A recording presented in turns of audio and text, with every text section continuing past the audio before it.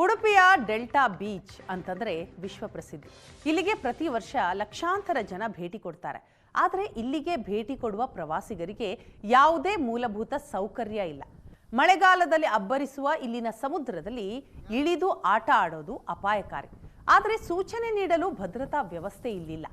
ವಿಶ್ವ ಪ್ರಸಿದ್ಧ ಕಡಲು ತೀರದ ಅವ್ಯವಸ್ಥೆಗಳ ಹೇಗಿದೆ ಅನ್ನೋದನ್ನ ನೀವು ನೋಡಿ.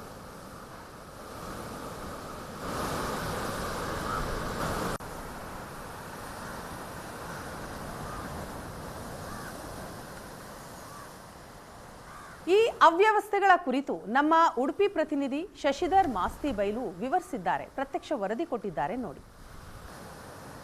ನಾನು ವಿಶ್ವದ ಅತ್ಯಂತ ಸುಂದರ ಬೀಚ್ ಅಂತ ಕರೆಸಿಕೊಳ್ಳುವಂತಹ ಡೆಲ್ಟಾ ಬೀಚ್ ಆ ಭಾಗದಲ್ಲಿದ್ದೇನೆ. ಕೊಡಿಬೆಂಗರೆಯ ತುದಿಯ ಈ ಪರಿಸರವನ್ನು ನೋಡಿದ್ರೆ ನಮಗೆ ಬಹಳ ಮನೋಹರವಾದ ದೃಶ್ಯ ಅನ್ನುವ ರೀತಿ ಕಾಣುತ್ತೆ ಸಮುದ್ರ. ಆದರೆ ಅದರ ಆರ್ಭಟ ಎಷ್ಟು ಅಪಾಯಕಾರಿ ಅನ್ನುವಂಥದ್ದು ಇಲ್ಲಿ ಬಂದು ಹೋದವರಿಗೆ ಗೊತ್ತು.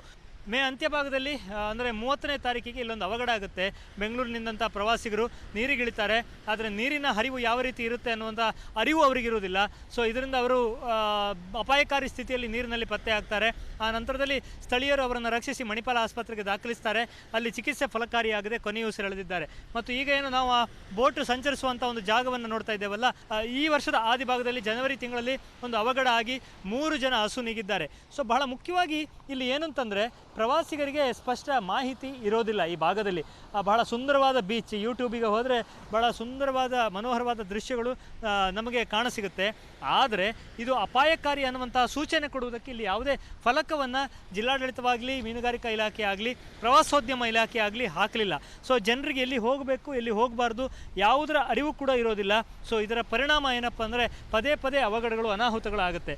ಒಂದು ಬಂದಂಥ ಪ್ರವಾಸಿಗರಿಗೆ ಒಂದು ಶೌಚಾಲಯದ ಮಿನಿಮಮ್ ವ್ಯವಸ್ಥೆ ಕೂಡ ಇಲ್ಲಿ ಇರೋದಿಲ್ಲ.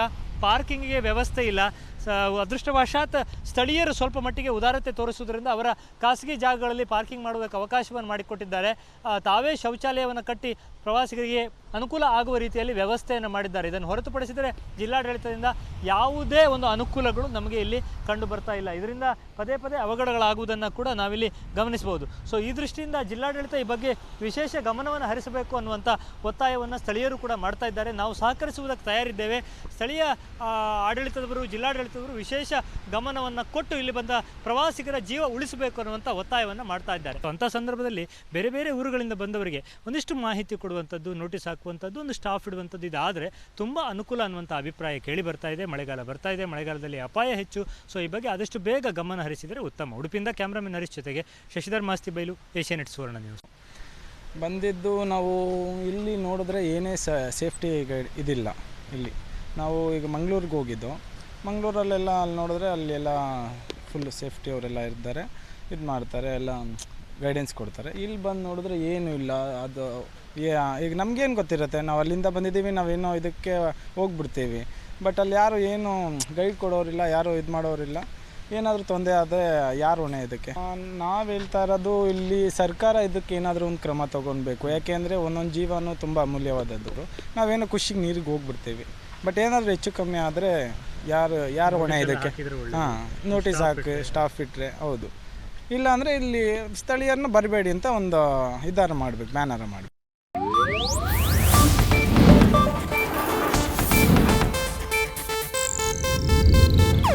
ಇದು ಏಷ್ಯಾನೆಟ್ ನ್ಯೂಸ್ ನೆಟ್ವರ್ಕ್ ಪ್ರಸ್ತುತಿ.